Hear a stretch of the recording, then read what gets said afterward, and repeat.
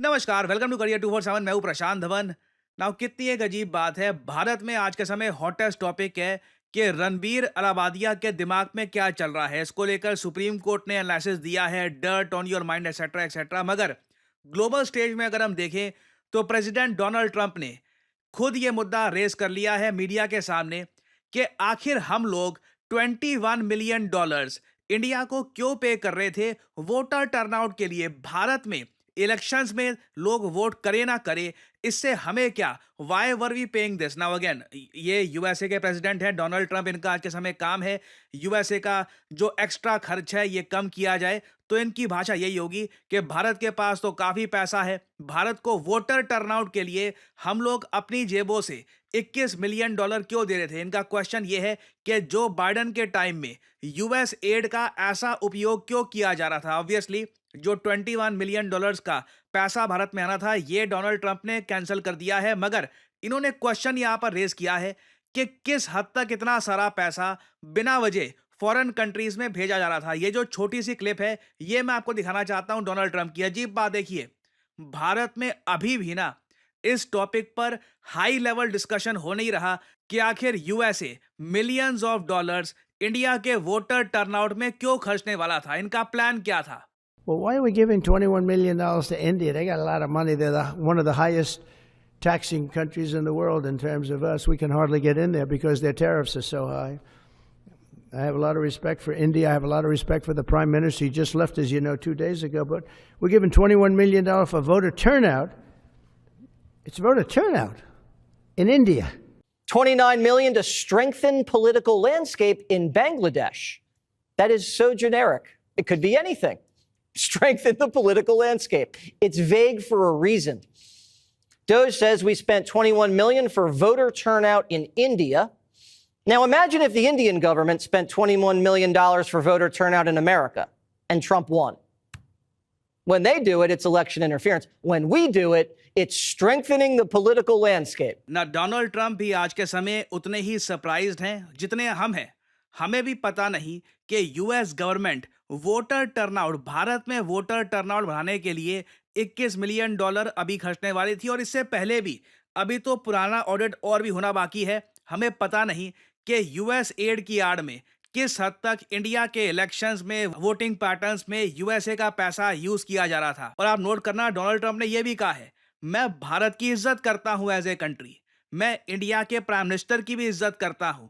मगर मैं ये सवाल तो पूछूंगा ना कि ये इतना पैसा as the new president of US, मुझे खुद समझ नहीं आ रहा कि हम इंडिया में क्यों भेज रहे थे। ये ट्रंप यहां पर नहीं रुके। आप में से कुछ लोग यही पूछोगे, वो नेपाल, बांग्लादेश में जो मिलियंस ऑफ डॉलर जा रहे थे उसका सवाल नहीं पूछा इन्होंने। बिल्कुल, ट्रंप ने वो इशू भी रेज किया है ना। ये जो कुछ सेकंड्स की क्लिप है ये साथ में देखते हैं। यहाँ पे आप एक बात नोट करना, ट्रंप इन दी एंड ना इस सब खर्चे को कहेंगे ये सब खर्चा एक बहुत ही बड़ा फ्रॉड था।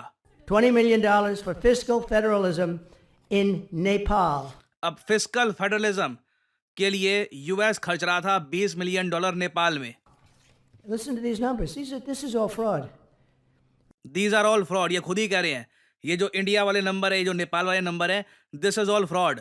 $19 million for biodiversity conservation in Nepal. $1.5 million for voter confidence. We want to give them confidence. अब ये कह रहे हैं कि मिलियंस ऑफ डॉलर्स नेपाल में खर्च दिए वोटर कॉन्फिडेंस इंप्रूव करने के लिए। अब इसको आप जस्टिफाई भी क्या करोगे। ये ऑलमोस्ट आप मान लीजिए किसी को बस अंधा खर्चा करना है ना, कैसे भी करके, और जस्टिफाई करना है, लिखना है बस कि ये पैसा क्यों खर्चा गया। हाँ, वोटर्स का कॉन्फिडेंस रेस करने के लिए, उनको प्रोत्साहित करने के लिए। अब अगेन ग्राउंड पर क्या हुआ है, इसका कितना इंपैक्ट हुआ, ये पैसा कहाँ पे गया, नो वन नोस। और ट्रंप ने इसलिए यहाँ पर कहा है कि साफ साफ लग रहा है कि ये एक फ्रॉड है ना। मुझको यहाँ पे वैसे ये बात भी ऐड करनी पड़ेगी कि यूएस एड देखिए भारत में बहुत सारे प्रोजेक्ट्स कर रहा था, एनजीओस के साथ मिलकर, कई जगह इवन गवर्नमेंट के साथ मिलकर कुछ एक पार्टनरशिप में ये काफी सारे प्रोजेक्ट्स कंप्लीट कर रहे थे। आपको देखना होगा साल 2001 से लेकर 2025 तक यूएस एड ने करीब $3 बिलियन खर्च दिए हैं भारत में। इसमें से कई बार इन्होंने पैसा खर्चा, मान लीजिए रेलवे के साथ पार्टनरशिप कर दी कि भारत में एनर्जी एफिशिएंसी लाएंगे, क्लीन एनर्जी की तरफ भारत को लेके जाएंगे। इसमें कोई ऐसा नहीं है कि बहुत बड़ा योगदान होता था इनका, कुछ थोड़े बहुत 1-2 मिलियन डॉलर्स, जिसका ग्राउंड पे ना शायद आपको जेन्युइन इम्पैक्ट ना के बराबर दिखे, मगर इन्होंने ये काम भी कर रखे हैं। मुझे याद है जब कोविड-19 पैंडेमिक फैल गया था, लॉकडाउन का टाइम था, तो 1.9 मिलियन डॉलर्स इन्होंने एलोकेट किए थे इंडिया में इनफॉर्मल सेक्टर वर्कर्स के लिए। अब अगेन, ये किन वर्कर्स को चुनते थे, उनमें पैसा कैसे बढ़ता था, कौन डिसाइड करता था कि यहाँ पे इन वर्कर्स को पैसे दिए जाएंगे, वो डिपेंड करता है। उसमें आई थिंक अभी काफ़ी डिटेल्स आने बाकी हैं, मगर यूएसएड भारत में बहुत तरीके से पैसा खर्चता था।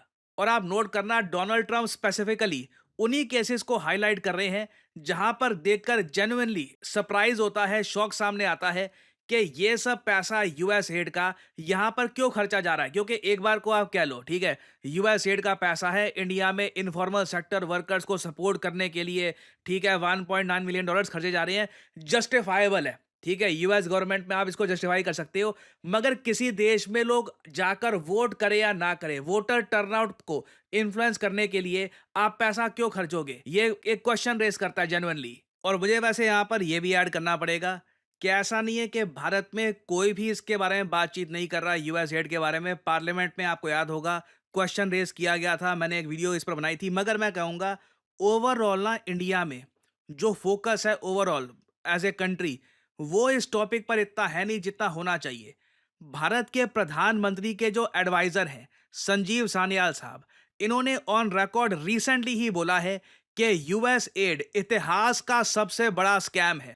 और आगे इन्होंने ट्वीट करके ये बात भी बोली है कि अब सिंस लोगों की अटेंशन आ गई है US add voter interference controversy पर, मैं यहां पर यह भी ऐड कर दूं कि जो ये 21 मिलियन डॉलर अभी कैंसिल हुए हैं ना, ये बस टिप ऑफ द आइसबर्ग है। अभी तो बहुत कुछ इसके नीचे जानना बाकी है और यही चिंता का विषय है।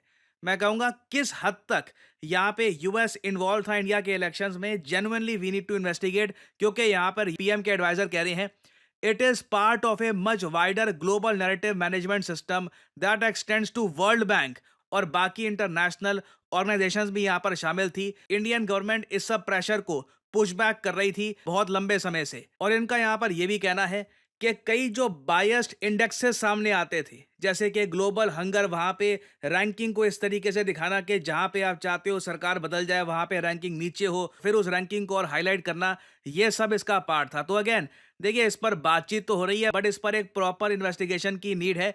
डोनाल्ड ट्रंप ने अपनी तरफ से अपने देश का पैसा तो बचा लिया है, मगर ये डिसीजन सबसे पहले लिया किसने था? क्यों आज के समय टर्किश मीडिया भी ये बात रिपोर्ट कर रहा है कि यूएस एड पे आरोप लगे हैं कि इन्होंने रिजीम चेंज फ्यूल किया था बांग्लादेश में। ये सारे क्वेश्चंस का आंसर देखिए ढूंढना बहुत ही ज्यादा इंपॉर्टेंट है। तो इन द फ्यूचर देखिए इस टॉपिक से रिलेटेड बहुत सी अपडेट्स आएंगी। होपफुली इंडिया के पीएम भी इस इशू पर कुछ बोलेंगे। जब यूएस प्रेसिडेंट ही बोल पड़े हैं, I think Indian PM should say something about it as well. लिखिएगा इसके बारे में कमेंट सेक्शन में आपका क्या ओपिनियन है। फाइनली यहाँ पे मैं आपसे सवाल पूछूंगा, Gravehawk hybrid surface to air missile system, ये एक मिसाइल डिफेंस सिस्टम है। ये रिसेंटली काफी न्यूज में है क्योंकि यूक्रेन को ये मिसाइल डिफेंस सिस्टम भेजा जाएगा। आपको बताना है कि कौन से देश ने डेवलप किया है graveyard hybrid surface to air missile system. ये है यहाँ पे आपकी ऑप्शंस, चाइना, यूएसए, इंडिया या यूके। कमेंट सेक्शन में करिए उत्तर। जो लोग देंगे सही आंसर उनकी कमेंट को मैं दे दूंगा हार्ट, ताकि बाकी लोग समझ पाएं कि सही उत्तर क्या है। नाउ देखिए, अगर हम बात करें न्यू एज जॉब्स की, तो आपने एक बात नोट करी होगी, चाहे आप naukri.com पे चले जाइए, कहीं भी चले जाइए, आपको एक चीज दिखेगी कि कॉन्स्टेंटली लोग, बैंक्स, वेरियस ऑर्गेनाइजेशंस, सब लोगों को डेटा एनालिस्ट चाहिए। तो आप अगर ग्रेजुएशन कर चुके हैं, समझ नहीं आ रहा आप करियर में आगे क्या करूं, क्या मैं करूं जिससे मेरी पहली जॉब लग जाए, वर्क एक्सपीरियंस मुझको यहां पर मिले and I can finally kick start my career, data analytics can be a great option for you. आपको करना सिंपली क्या है, कमेंट सेक्शन में जाइए, यहाँ पे आपको लिंक मिल जाएगा, इस लिंक पर करिए क्लिक। और अगेन देखिए, करियर 247 का जो डेटा एनालिटिक्स का कोर्स है, ये मार्केट में किसी और कोर्स से, क्योंकि मुझे बोलना पड़ेगा मार्केट में, क्योंकि आज के समय ऐसे कोर्सेज हार्वर्ड से लेकर आईबीएम से लेकर, I mean globally data analytics is the new age job. तो बहुत सारे जो दुनिया भर में इंस्टीट्यूट्स हैं ऐसे कोर्सेज ऑफर कर रहे हैं करियर 247 का कोर्स स्पेशल यहाँ पर इसलिए है क्योंकि पहली बात तो यहाँ पे आपको मिलती है लाइव क्लासेस। बाकी कोर्सेज में क्या होगा, प्री रिकॉर्डेड लेक्चर आपको मिल जाएंगे, टूल्स मिल जाएंगे और आपको बोल देंगे कि जाओ ये यहाँ पे एसक्यूएल, एक्सेल, पांडास, ये सब चीज़ें जो हैं खुद अपने आप सीखो। करियर 247 आपको देता है live classes, 260 hours of live classes. और सिंस हम लाइव क्लासेस दे रहे हैं, ऐसा नहीं है कि हम अनलिमिटेड बच्चों को एनरोल कर सकते हैं। हमारे यहाँ बैचेस बनते हैं, 100 सीट्स होती हैं उसमें एट मैक्स, उससे ज़्यादा बच्चों को हम एक बैच में नहीं डालते। तो अभी देखिए हमारा नया batch, fresh batch from class 1 start होने वाला है 22 फरवरी 2025 से। एक बहुत अच्छा मौका है आपके पास अपना करियर स्टार्ट करने का एज ए डेटा एनालिस्ट। आपको सिंपली क्या करना है, इस वीडियो के यहाँ पे कमेंट सेक्शन में जाओ, यहाँ पे लिंक पर क्लिक करो, अपना नाम, ईमेल आईडी, नंबर और यहाँ पे डिस्काउंट कोड आपसे मांगेंगे, यहाँ पे PG10 डाल देना, नहीं तो बाद में आपसे ज़्यादा पैसे चार्ज किए जाएंगे इस कोर्स के लिए। Make sure to add the discount code PG10। और करियर 247 के कंसल्टेंट की तरफ से आपको कॉल आएगा, आप उनसे सवाल पूछ सकते हैं कि किस तरीके से अपना करियर आप स्टार्ट कर सकते हैं as a data analyst. So इसी नोट के साथ यह है वीडियो का अंत। Thank you for listening and as I always say, may the gods watch over you.